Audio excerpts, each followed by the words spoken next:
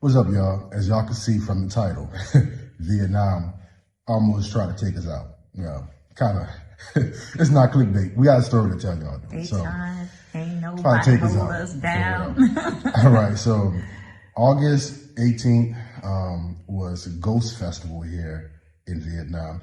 All throughout the week, we've been riding around and we've been seeing like a lot of people putting out food, and we've been hearing like a lot of bells ringing, a lot of crazy stuff that was different for us. We were like, what's going on? We didn't know what was going on. So I think it was Sunday night, we were sitting down like, what's going on? So I was looking up a gym membership so we could join a gym membership, and it was like, hours could vary because of Ghost Festival. So I'm like, man, what is Ghost Festival? So I looked it up.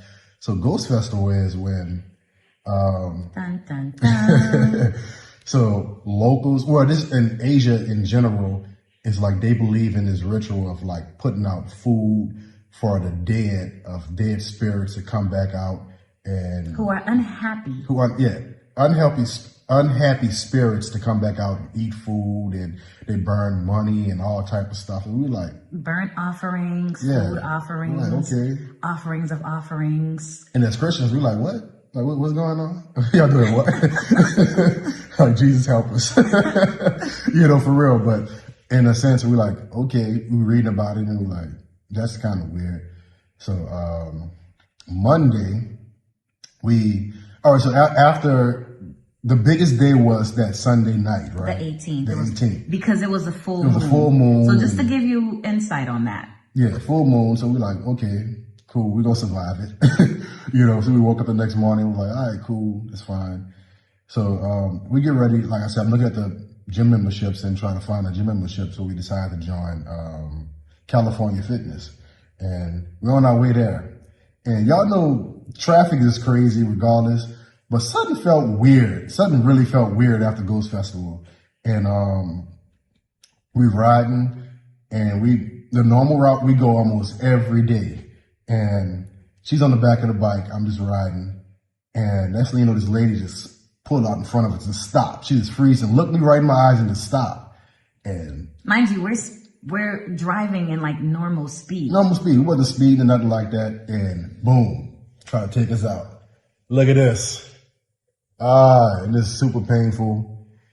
Sarah have a little cut. And it's funny, right after the help video, this happened to us too, I mean, so good thing we found the hospitals and spoke to you guys about the pharmacies and the healthcare. Yeah, because this is me. This is Yeah. what's happening with me. I have one on my knee, so I kind of been limping around everywhere.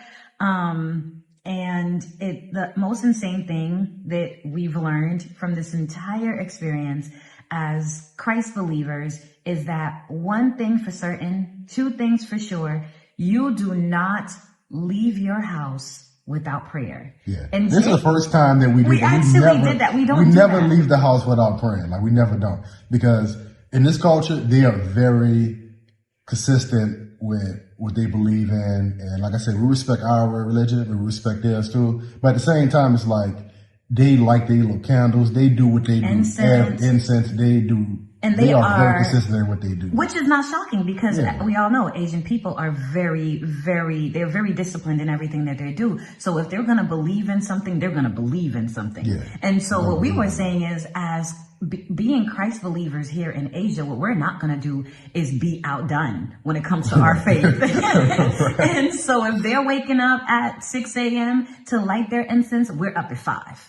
In prayer and worship. So we weren't playing those games. So, we really try to stay consistent with our prayers. And so for the fact that we knew that the 18th was a full moon, and that's when they were, we saw people having tables set up with food and all this extra stuff being placed outside. And for us to not pray that morning was such a shocker. And like Jay said, the woman just came out of nowhere. But what was crazy is before that happened, I'm on the back seat thinking to myself, like, the streets look off. Like, it felt off. It felt really off. And I'm in the back seat saying, with a night like last night, we really should not be out here without being protect.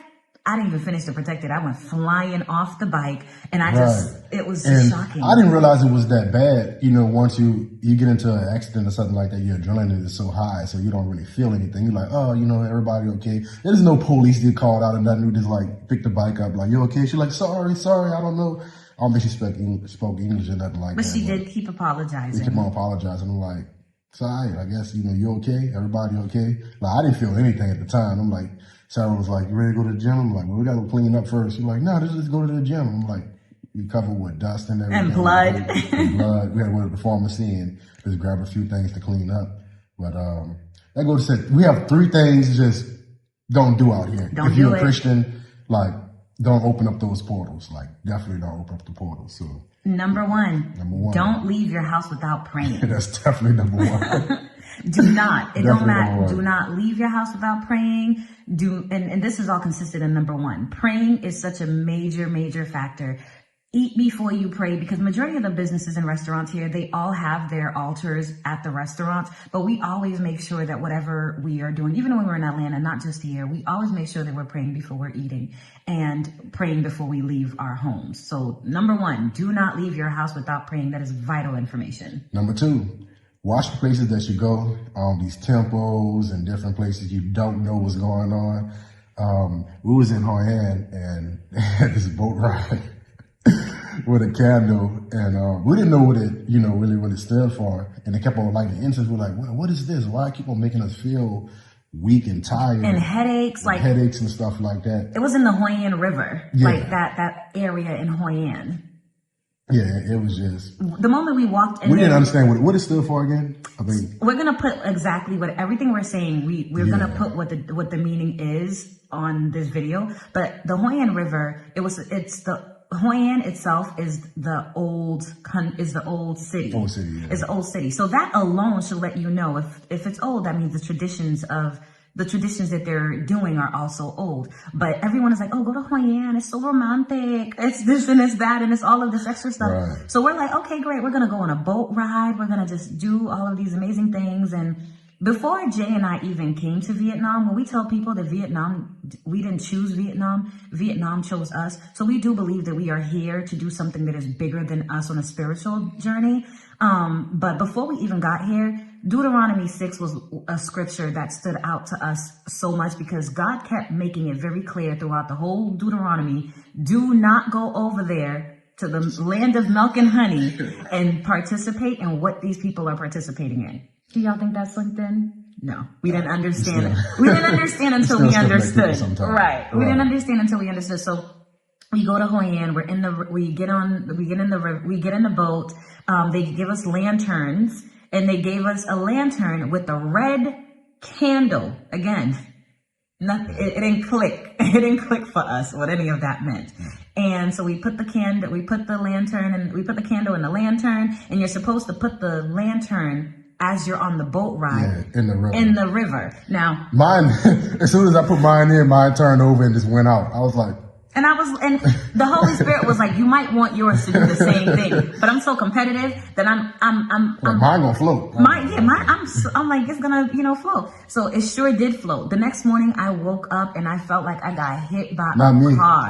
No, Jay was fine. Mine went out. I was like, okay, I'm good. I felt like I got hit by a car. I had a whole flu. I had the fever. I had chills. My body was aching. I stayed in bed for 6 days, you guys. 6 days. It wasn't until the 6th day when Jay was editing the video and I limped over to him because I was in so much pain. And I'm like, wait a minute, babe, what does it mean to put the lantern in the river? And when we looked it up, it meant that you are choosing their God. So when you put the lantern in the river, it means that you are now sacrificing yourself and you are choosing their idols. And I'm like, oh my gosh. So the moment we realized that, we repented, we prayed, we fasted, we did the most. Why I wake up the next morning, y'all, fine, as if I was never sick. True stuff. So with that being said, just make sure you guys be careful. It's a beautiful country. We love the country, but I guess coming from America's not a big place with culture, so coming into different cultures and not understanding exactly what's going on, especially if you're a Christian and your faith, definitely make sure that you do research of what you're doing and where you're going at, because it can't hit you a different way. It definitely matters. And it looked fun, everybody going out, doing different things, visiting different places like temples and stuff like that. Just be careful what you guys are doing. And number 3 would definitely, for me, have to be, don't hesitate to pray in your facility. Like, pray on your home, bless your home, anoint your home. You have no idea who was here before you and what they were doing and how they operated before you, but bless your home, because even throughout the time that they were having Ghost Festival, before we knew that it was Ghost Festival, ask Jay, I was waking up in the middle of the night as if God was trying to tell me something, and I didn't know what he was trying to say. And so I'm waking up in the middle of the night, and then all of a sudden, once we realized that it was Ghost Festival, I anointed, like I prayed, we anointed the place. We slept like a baby. Slept like, we both were waking up at 3 a.m. And I'm like, God, what you trying to tell us? 3 a.m. Why you keep waking us up at 3 a.m.? Right. And as soon as we figured it out, we read about it. We stopped asking questions, because we would leave the house and be like, why are they putting up these flags? What's happening? Why are they putting out food outside on their beautiful tables? You just don't know what's going on. Like, what is all this going for? What does it stand for? Yep. We had to do some research. It's like, Once we did that, we prayed and we protected ourselves in the spiritual realm. It was a wrap. We went to sleep like a baby. Woke up the next day like, oh man, this ain't got nothing. And bang. Yeah, but I just think it's archaic that we, after the health video, we needed to go to the hospital. So it's like. So if you guys haven't seen the health video, please check it out. Because it was extremely useful to us. Yeah, we did. We did. If it wasn't useful to you, it was definitely useful to us. Like mostly we did it for us. God prepared us, because we were like, let's do a health video, to make sure that people know where the hospitals are. And prior to the health videos, we just want to let you guys know, we didn't know where the hospitals are. The pharmacies we did because they're on every block. Yeah, you see pharmacies everywhere. But we didn't know where the hospitals were here. So God was like, y'all gonna need to know where the hospitals are. So prepare y'all for that. Yeah, we just wanted to do a quick video to let you guys know that. Yeah, traveling. Stay vigilant. Especially in Southeast Asia. Y'all just make sure y'all be aware of what y'all getting yourself into. And that's it. And stay vigilant. In the words of Jay's mom, stay prayed up. Stay prayed up, y'all. Y'all be cool. Peace.